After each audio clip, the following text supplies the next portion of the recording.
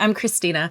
I love movies and music, books, and the human experience, and this channel is where I explore the deeper meaning inside stories that we encounter every day. I work with stories the same way that I work with people. And in my private practice, I work with everyone from executives and therapists to people who are simply looking for insight, clarity, and guidance during moments of personal or spiritual change. I began my work purely as an intuitive, and over time, I came to understand my role as a life alchemist, which is somebody who helps people recognize and interpret the patterns in their lives so that things start to make sense in a deeper way. I use a mix of tools, including human design, pop culture analysis, guided meditation, dream interpretation, and intuitive work, all focused on helping people understand themselves and their experience more clearly so that we can understand what it means to be a human. And if you'd like to support my work, there are 3 simple ways. First, you can like and subscribe and share this content with someone who might benefit from it. Second, you can support me and my editor by buying us a coffee on Ko-fi, and the link is in my link tree in the description.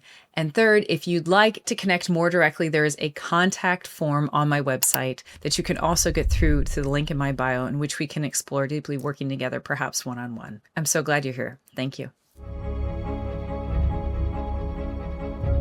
V for Vendetta. If you have not seen it, I would highly recommend it. This is a breakdown of how the story, which follows the character of V through his vendetta in order to be able to overthrow an authoritarian government that has set itself up in England, and the characters that accompany this as symbols for what change needs to happen in a society in order to be able to actually overthrow that government.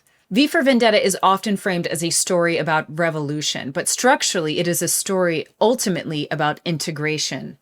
2 kinds of work have to happen for society to change: the emotional work and the intellectual work, the heart and the head. Evey carries the emotional descent in the story. She is played by Natalie Portman. Finch carries the factual ascent, and V is the force that makes them both inevitable.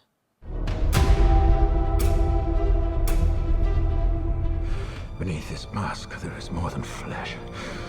Beneath this mask, there is an idea, Mr. Creedy. And ideas are bulletproof. V is not written as a conventional hero. He is a catalyst. He functions like inevitability given human form. He isn't persuading people with tactics. He's activating what's already buried within them. And this, when you take it from this perspective, it totally reframes the story. V is not the journey. Evey and Finch are.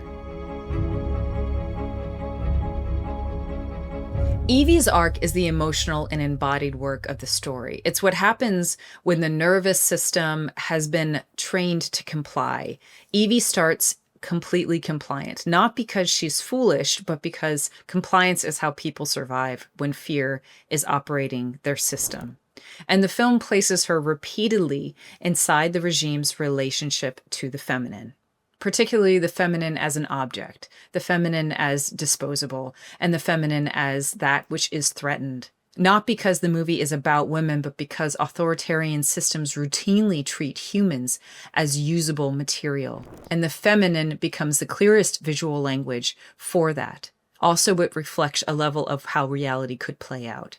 You see it in the social ecosystem around her. You see it in the ever-present threat of violation. You see it in how her body quickly becomes a bargaining chip in a world governed by power. People should not be afraid of their governments. Governments should be afraid of their people. Evey's transformation is not intellectual first. It is somatic, it is emotional, and it is fear-based, which is why her turning point is not a debate, it is a death experience.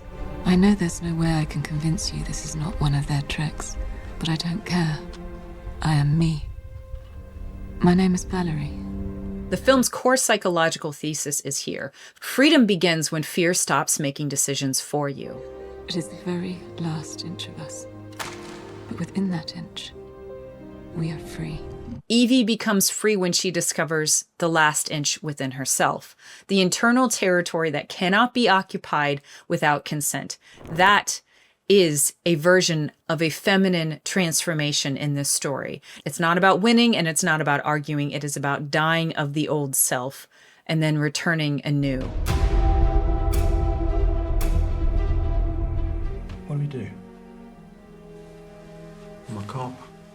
I have to know.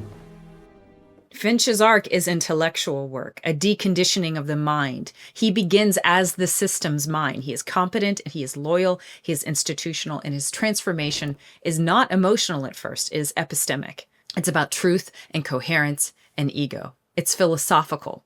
Finch has to do something most people never do inside a functioning regime. He has to let the facts rearrange his identity. That is why the Rookwood moment matters when V dresses up like Rookwood, because it humiliates Finch. His ego wants to defend the old narrative, but the facts keep tightening. And then the film says its most important thing. Oh, you already have the information. All the names and dates are inside your head. What you want, what you really need, is a story.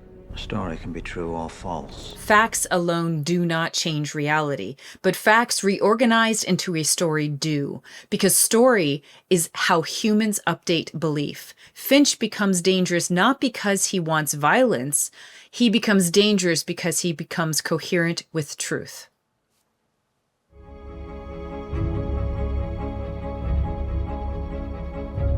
This is the convergence. Evey has done the emotional descent. She has found the last inch within herself, and she is able to finish V's work. Finch has done the intellectual ascent. He has found the story, and they meet in the underground at the facts. Not the facts as trivia, but the facts as the immovable reality that the regime depends upon you never connecting. The underground is not just a location, it is a junction point where the head and the heart finally agree on an action. That is what makes change possible. Not rage alone and not analysis alone, the integration of the two. Tell me, do you like music, Mr. Finch?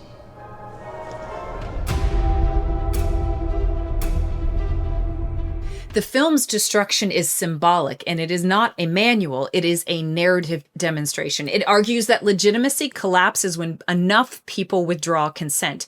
And the most important moment is not the explosion of Parliament. It is Finch lowering his weapon, because authority survives only while enforcement believes in it. When the head sees clearly and the heart is no longer afraid, the system's spell can break. V for Vendetta is not asking you to become V. It is asking you to reclaim your last inch and to connect the facts into a story you can no longer unsee. The only way forward is united, with all of the facts making the most sense that they possibly can. Head and heart, truth and courage. Beneath this mask, there is more than flesh. Beneath this mask, there is an idea, Mr. Creedy. And ideas are bulletproof. I'm Christina Wiltsey. This is Movies from Beyond. Please like, follow, subscribe if you love these kinds of analysis, and leave a comment about what you think about V for Vendetta or any other movies that you would like me to do.